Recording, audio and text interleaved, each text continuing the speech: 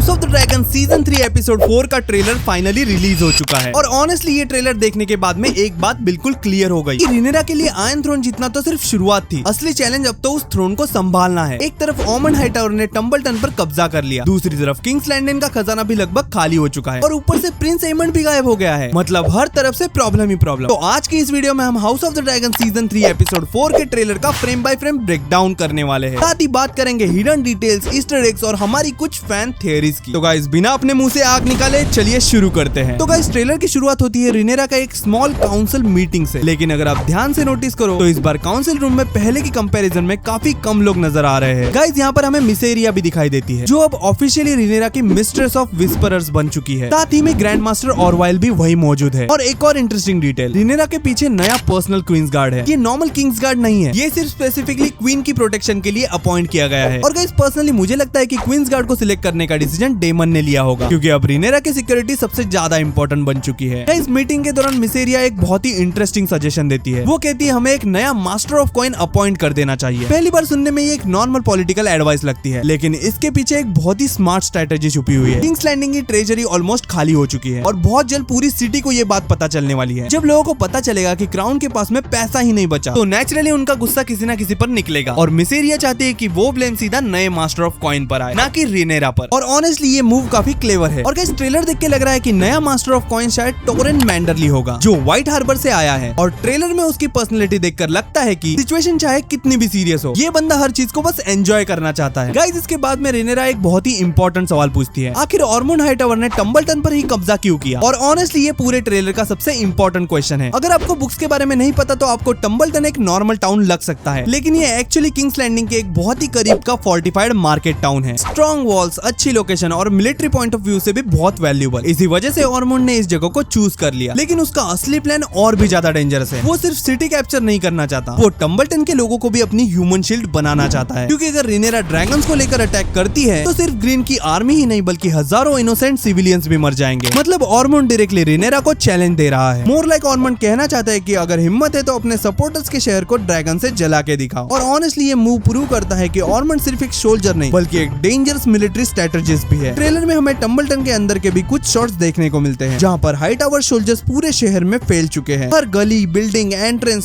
सब पर कंट्रोल कर चुके हैं। इसी वजह से अटैक करना और भी ज्यादा मुश्किल हो जाता है। आर्चर्स क्लियर शॉट नहीं ले सकते और ड्रैगन भी फ्रीली फायर्स यूज नहीं कर सकते, क्योंकि उस फायर में इनोसेंट लोग भी मारे जाएंगे। लेकिन रिनेरा की सबसे बड़ी प्रॉब्लम ये नहीं है। गाइस रिनेरा के पास में इतनी आर्मी ही नहीं है। याद करो डेमन ने पहले ही सारी ब्लैक आर्मीज को किंग्स लैंडिंग मार्च करने का ऑर्डर दिया था, लेकिन वो आर्मीज अभी तक पहुंची ही नहीं है। मतलब अगर रिनेरा आज टम्बलटन को वापस लेना भी चाहे तो उसके पास में इनफ सोल्जर्स ही नहीं है। और ऑनेस्टली मुझे लगता है कि एपिसोड 4 का मेजर कॉन्फ्लिक्ट इसी सिचुएशन के अराउंड रिवॉल्व करेगा, क्योंकि पहली बार रिनेरा के पास में ड्रैगन्स होने के बाद में भी वो प्रैक्टिकली कुछ भी नहीं कर पा रही और इसी वजह से उसे अपनी लाइफ के सबसे डिफिकल्ट पॉलिटिकल डिसीजंस लेने पड़ रहे हैं। गाइस अब ट्रेलर का फोकस शिफ्ट होता है टम्बलटन के अंदर की सिचुएशन पर और ऑनेस्टली यहाँ जो हम देखते हैं वो रिनेरा के लिए किसी नाइटमेयर से कम नहीं है। पूरे शहर को हाईटावर्स के सोल्जर्स कंट्रोल कर रहे हैं, लेकिन सबसे शॉकिंग बात, वो सिर्फ सिटी ऑक्यूपाई नहीं कर रहे बल्कि वहाँ के इनोसेंट लोगों को भी अपने साथ में रख रहे हैं। मतलब अगर ब्लैक ड्रैगन्स के साथ में अटैक करते हैं तो सिविलियंस भी उस फायर का शिकार बनेंगे। और मुझे लगता है कि यही ऑर्मंड का असली मास्टर प्लान है, क्योंकि वो जानता है कि रिनेरा अपने ही लोगों को मारने का रिस्क कभी नहीं लेगी। इसीलिए टम्बलटन एक बैटलफील्ड से ज्यादा एक हॉस्टेज सिचुएशन बन चुका है। गाइस इसके बाद में हमें ट्रेलर में डेमन दिखाई देता है और ऑनेस्टली उसका रिएक्शन बिल्कुल वैसा ही था जैसे हम एक्सपेक्ट कर रहे थे। डेमन के लिए आंसर बहुत ही सिंपल है, अटैक करो। उसके हिसाब से वॉर में इमोशंस की कोई जगह नहीं होती। जितनी देर वेट करोगे उतना ही एनिमी स्ट्रॉन्ग होता जाएगा। और ऑनेस्टली इसी थॉट की वजह से डेमन और रिनेरा की थिंकिंग इतनी अलग है। रिनेरा हर डिसीजन को लेने से पहले उसके कंसिक्वेंसेस के बारे में सोचती है, लेकिन डेमन सिर्फ विक्ट्री चाहता है। गाइस उसकी थिंकिंग कुछ ऐसी है कि अगर वॉर जीतना है तो कुछ सैक्रिफाइस देने ही पड़ेंगे। और मुझे लगता है कि एपिसोड 4 में इन दोनों के बीच में इसी बात को लेकर काफी टेंशन देखने को मिलेगी। ट्रेलर में हमें नए ड्रैगन राइडर्स की भी कुछ नई फुटेज देखने को मिलती है और ऑनेस्टली अब ये पहली बार फील हो रहा है कि ब्लैक्स के पास में नंबर्स में भी एडवांटेज आना शुरू हो गया है। एडम, ह्यूज हैमर और उल्फ अब ऑफिशियली रिनेरा की साइड पर है, लेकिन पर्सनली मुझे लगता है इन तीनों पर अभी भी पूरा ट्रस्ट करना बहुत ही बड़ी गलती होगी, क्योंकि ये लोग नोबल फैमिली से बिलोंग करते हैं। इनके पास में भी ड्रैगन्स हैं, लेकिन ये लोग कितने लॉयल है ये अभी भी बहुत बड़ा क्वेश्चन है। और अगर बुक्स की डायरेक्शन फॉलो हुई तो फ्यूचर में इन्हीं ड्रैगन राइडर्स की वजह से वॉर का पूरा बैलेंस चेंज हो सकता है। गाइस अब ट्रेलर का टोन और भी ज्यादा सीरियस हो जाता है, क्योंकि रिनेरा को समझ में आ चुका है कि हर गुजरते दिन के साथ में उसकी सिचुएशन और भी ज्यादा खराब होती जा रही है। और अगर वो टम्बलटन पर अटैक नहीं करती तो ऑर्मंड और भी पावरफुल हो जाएगा, और अगर अटैक कर करती है तो हजारों इनोसेंट लोग मारे जा सकते हैं। मतलब दोनों ऑप्शंस में उसी का नुकसान होने वाला है। और ऑनेस्टली यही एक रूलर की सबसे बड़ी रिस्पॉन्सिबिलिटी होती है। कभी कभी कोई डिसीजन सही होता है तो कभी कभी सिर्फ बुरे डिसीजन चूज करने पड़ते हैं। इसी वजह से मुझे लगता है कि सीजन 4 एक्शन से ज्यादा रिनेरा के लीडरशिप स्किल्स को टेस्ट करेगा, क्योंकि आयरन थ्रोन जितना एक बात है, लेकिन उस पर बैठकर सही डिसीजन लेना बिल्कुल अलग चैलेंज है। ट्रेलर में एमंड बहुत कम नजर आता है और ऑनेस्टली ये भी काफी सस्पिशियस है, क्योंकि इतने इंपॉर्टेंट कैरेक्टर का अचानक से बैकग्राउंड में चले जाना normally house of the dragon में बिना रीजन के नहीं होता। पर्सनली मुझे लगता है कि शो जानबूझकर उसकी लोकेशन को हाइड कर रहा है। हो सकता है वो अपने नेक्स्ट मूव को प्लान कर रहा हो या फिर किसी अनएक्सपेक्टेड जगह से कमबैक करे। और अगर एमंड वापस बैटलफील्ड में आ गया तो रिनेरा के पास में प्रॉब्लम्स और भी ज्यादा बढ़ जाएगी, क्योंकि उसके पास में भी अपना ड्रैगन वाहगार है और वाहगार अभी भी वेस्टरोस का सबसे डेंजरस ड्रैगन है। ऑनेस्टली मुझे लगता है कि एपिसोड 4 के एंड तक एमंड की स्टोरी लाइन में कोई बहुत ही बड़ा ट्विस्ट जरूर देखने को मिलेगा। पिछले एपिसोड के एंड में हमने देखा था कि एमंड की कंडीशन काफी सीरियस थी, लेकिन ट्रेलर देख के लग रहा है कि वो इतनी आसानी से गेम से बाहर नहीं होने वाला। पर्सनली मुझे लगता है कि एलिस रिवर्स उसकी ट्रीटमेंट करेगी और धीरे धीरे एमंड दोबारा रिकवर करेगा, क्योंकि honestly dance of the dragons Aemond के बिना कंप्लीट हो ही नहीं सकता। और अगर वो रिकवर हो गया तो ब्लैक्स के लिए एक और बहुत बड़ा थ्रेट वापस आ जाएगा। ट्रेलर में एलिस रिवर्स के भी कुछ मिस्टीरियस शॉट्स देखने को मिलते हैं और ऑनेस्टली मुझे लगता है कि अभी भी हम उसके एक्चुअल इंटेंशंस को नहीं जानते। सरफेस पर ऐसा लगता है कि वो एमंड की हेल्प कर रही है, लेकिन हाउस ऑफ द ड्रैगन में कोई भी कैरेक्टर बिना किसी मोटिव के कुछ नहीं करता। पर्सनली अलाइज सिर्फ सर्वाइव नहीं करना चाहती, वो इन्फ्लुएंस करना चाहती है। और अगर वो एमंड को हील करती है तो फ्यूचर में उसका उस पर काफी कंट्रोल भी हो सकता है। ये रिलेशनशिप आगे बढ़कर बहुत ही इंपॉर्टेंट रोल प्ले कर सकता है। इसके बाद में ट्रेलर में हमें ड्रैगन के कुछ अमेजिंग शॉट्स देखने को मिलते हैं, लेकिन इंटरेस्टिंग बात यह है कि अब रिनेरा के पास में ड्रैगन्स की कुछ कमी नहीं है। प्रॉब्लम है उन्हें यूज कैसे किया जाए, क्योंकि अगर ड्रैगन्स को डायरेक्टली टम्बलटन भेज दिया तो इनोसेंट सिविलियंस भी मारे जाएंगे, और अगर ड्रैगन्स को नहीं भेजा तो ऑर्मंड और भी ज्यादा स्ट्रॉन्ग हो जाएगा। और शायद इसी वजह से डेमन और उसके बीच में फिर से डिसएग्रीमेंट होने वाला है। डेमन फोर्स यूज करना चाहेगा, जबकि रिनेरा पहले डिप्लोमेसी ट्राई करेगी। ट्रेलर का एक और इम्पोर्टेंट मैसेज ये लगा कि डांस ऑफ द ड्रैगन सिर्फ ड्रैगन की वॉर नहीं है, ये रिसोर्सेस, पॉलिटिक्स, अलायंसेस और पब्लिक सपोर्ट की भी वॉर है। गाइस, किंग्स लैंडिंग का ट्रेजरी ऑलमोस्ट खाली है, आर्मी कंप्लीट नहीं है और हाई टावर्स के पास में अभी भी कुछ पावरफुल अलाइज बचे हुए हैं। मतलब आयरन थ्रोन पर बैठ जाना विक्ट्री की गारंटी नहीं करता। रियल चैलेंज उस थ्रोन को सर्वाइव करना है। और ऑनेस्टली मुझे लगता है कि राइटर्स इसी थीम को एपिसोड 4 में और भी स्ट्रांगली एक्सप्लोर करने वाले हैं। पर्सनली मुझे लगता है कि एपिसोड 4 का एंडिंग बहुत बड़ा क्लिफ हैंगर होने वाला है। या तो रिनेरा फाइनली टम्बलटन के अगेंस्ट पहला मेजर मिलिट्री डिसीजन लेगी या फिर एमंड का ड्रामेटिक कमबैक होगा। और ऑनेस्टली मुझे लगता है कि सेकंड ऑप्शन पॉसिबल होने के ज्यादा चांसेस हैं, क्योंकि गाइस ट्रेलर जानबूझ के एमंड को बहुत कम दिखाता है और हाउस ऑफ द ड्रैगन अक्सर वही कैरेक्टर हाइड करता है जो एपिसोड के एंड में सबसे बड़ा सरप्राइज देने वाले होते हैं। और इसी वजह से मुझे लगता है कि एपिसोड 4 का लास्ट सीन ही पूरे सीजन का डायरेक्शन कंप्लीटली बदल सकता है। ओवरऑल अगर पूरे ट्रेलर को ध्यान से देखा जाए तो मुझे लगता है कि सीजन 4 का मेन फोकस किसी बड़े ड्रैगन बैटल पर नहीं होगा। इस एपिसोड का असली फोकस होगा लीडरशिप, क्योंकि अब रिनेरा को हर डिसीजन सिर्फ क्लेमेंट की तरह नहीं बल्कि एक क्वीन की तरह लेना पड़ेगा। और ऑनेस्टली ये उसके लिए सबसे बड़ा मुश्किल टेस्ट होने वाला है। गाइस, एक तरफ डेमन है जो हर प्रॉब्लम का सोल्यूशन ड्रैगन्स और फायर में देखता है, दूसरी तरफ मिस्टेरिया है जो चाहती है कि रिनेरा लोगों का ट्रस्ट जीते, और तीसरी तरफ पूरा वेस्टरोस उसके हर डिसीजन को जज कर रहा है। इसी वजह से मुझे लगता है कि एपिसोड 4 में हम रिनेरा के कैरेक्टर का एक बिल्कुल नया साइड देखने वाले हैं। पिछले कुछ एपिसोड्स में हमने देखा कि रिनेरा बार बार अपने फादर किंग विसेरियस के तरह रूल करने की कोशिश कर रही है। वो मर्सी दिखाना चाहती है, जस्टिस देना चाहती है और अननेसेसरी ब्लडशेड को अवॉइड करना चाहती है। लेकिन प्रॉब्लम ये है, ये नॉर्मल किंगडम नहीं है, ये एक सिविल वॉर है और सिविल वॉर में हर डिसीजन किसी न किसी की डेथ को लेकर आता है। पर्सनली मुझे लगता है कि एपिसोड 4 के बाद में रिनेरा धीरे धीरे बदलना शुरू करेगी। हो सकता है वो पहली बार ऐसा डिसीजन ले जो उसके पुराने नेचर के बिल्कुल अपोजिट हो, और शायद यहीं से उसका डार्क ट्रांसफॉर्मेशन भी शुरू होगा। तो गाइस, ये था house of the dragon season 3 episode 4 के ट्रेलर का कंप्लीट ब्रेकडाउन। अब मैं आपसे जानना चाहता हूँ, आपके हिसाब से ऑर्मंड हाई टावर का असली प्लान क्या है? क्या रिनेरा टम्बलटन पर अटैक करेगी या फिर वो कोई कंप्लीटली नई स्ट्रेटजी यूज करेगी? क्या एमंड एपिसोड 4 में वापस आएगा? गाइस, अपनी सारी थ्योरीज कमेंट्स में जरूर बताना। बाकी गाइस, अगर वीडियो पसंद आया तो लाइक कर देना, इस हाइप के बटन को भी दबा देना, और गाइस प्लीज चैनल को सब्सक्राइब करना मत भूलना। बाकी गाइस, मिलते हैं ऐसी वीडियो में, तब तक के लिए stay tuned and be marvellous.